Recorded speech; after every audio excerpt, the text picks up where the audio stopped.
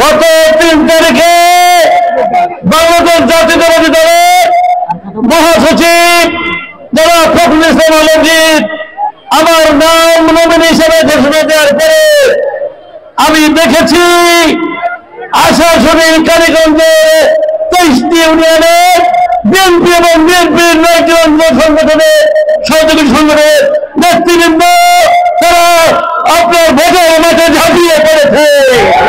আর বসে থাকার সময় নয়, এই মুহূর্ত থেকে আপনার 3 তারিখ থেকে যেভাবে আপনার নির্বাচনী প্রচারণা, নির্বাচনী কার্যক্রম এবং বিভিন্ন জনসভা এবং পথসভা এবং লিফলেট বিতরণ এবং বৈঠক করা শুরু করেছেন, এইভাবে আপনারা অব্যাহত রাখেন।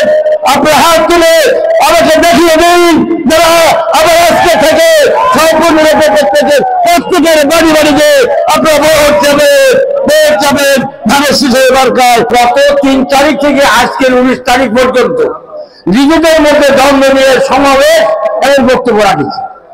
আমরা ভুলে গেছি যে আমাদের একটা প্রতিপক্ষ আছে, বিশাল সংগঠন, তাদের নারী পুরুষ মিলে তারা এই উপজেলা এই জেলায় সবচেয়ে বড় সংগঠনের দাবি করে এবং তারা গুজবে, মিথ্যাচারে, প্রোপাগান্ডায় আমরা জানি যদি শ্রমিক লেবার করে তারা দল করে, কিন্তু তার চেয়ে কেউ প্রোপাগান্ডা আর কেউ নাই।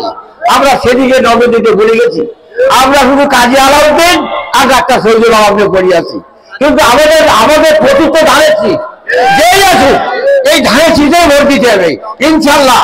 আমরা ওই প্রতিপক্ষ যারা ক্ষমতা লোভে দিচ্ছে তাদের প্রতীকের লোগো পর্যন্ত চেঞ্জ করে ফেলে, তারা হিন্দুদের মন্দিরে গিয়ে পুরোহিতদের সাথে সাথে নেচিয়ে গিয়ে আনন্দ করতেছে।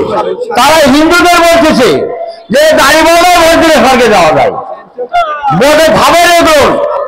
তারা ভোটের জন্য ক্ষমতার জন্য কত লাগাইত। আমরা যদি এখনই তাদের সম্বন্ধে সজাগ না হই, আজকে আমি খুশি যে এইখানে আমাদের মা বোনদের অনেক সমাবেশী, তারা ঘরে ঘরে তারা দাবি করে 180% মহিলা ভোট নাকি তাদের। আমাদেরও সজাগ হতে হবে। সমস্ত মহিলা মা বোনদের কাছে আমার নিবেদন, আপনার ফ্রিজে জোরে জোরে দাঁড়ে দাঁড়ে আপনাদের তাদের সবাইকে ধানের শীষে ভোট দিতে হবে। ধানের শীষের বিকল্প কিছু নেই।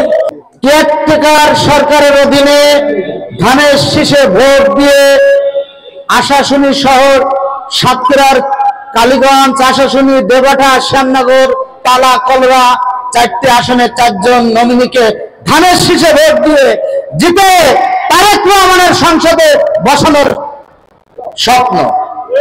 তারেক রহমান যাকে মনে করেছে তার